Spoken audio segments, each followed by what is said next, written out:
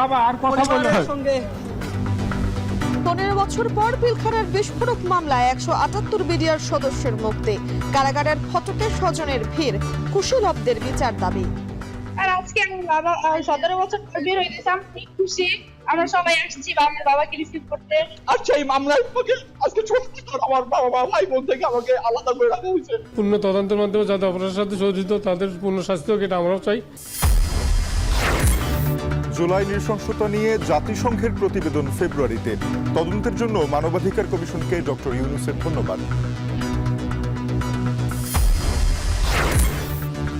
নির্বাচনের সময় নিরপেক্ষ সরকারের প্রয়োজন হতে পারে বললেন মির্জা ফখরুল। জিয়াউর রহমানকে নিয়ে কটূক্তি না করার আহ্বান।